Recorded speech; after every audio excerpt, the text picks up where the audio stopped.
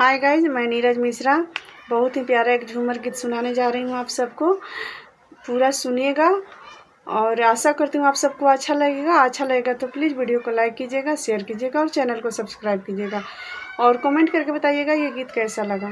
धन्यवाद।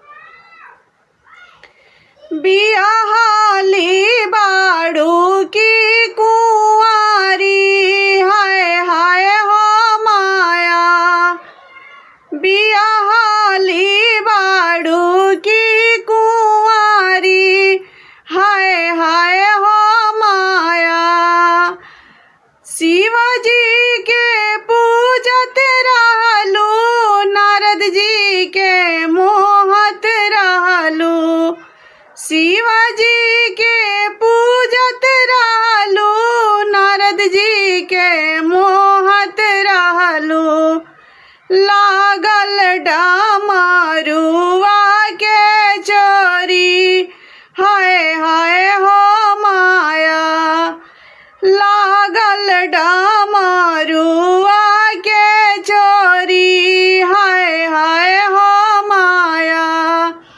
बियाहाली बाड़ू की कुंवारी, हाय हाय हो माया।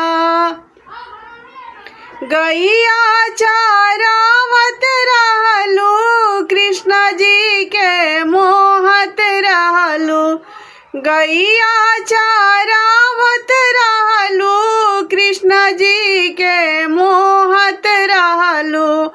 लागल बांसुरिया के चोरी, हाय हाय हो माया। लागल बांसुरिया के चोरी, हाय हाय हो माया।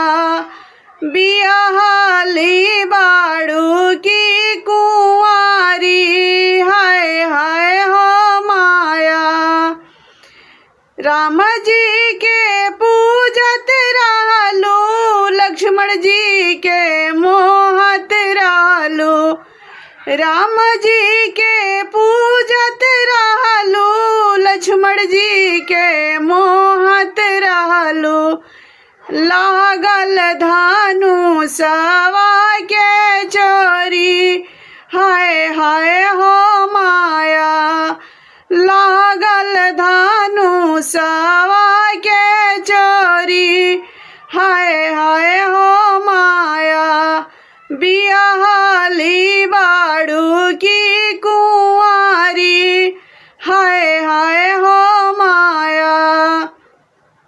गंगा नहात रहलू, जमुना के मोहत रहलू। गंगा नहात रहलू, जमुना के मोहत रहलू। लागल लहरिया के चोरी, हाय हाय हो माया। लागल लहरिया के चोरी, हाय हाय हो माया। बियाहाली बाड़ू की कुंवारी, हाय हाय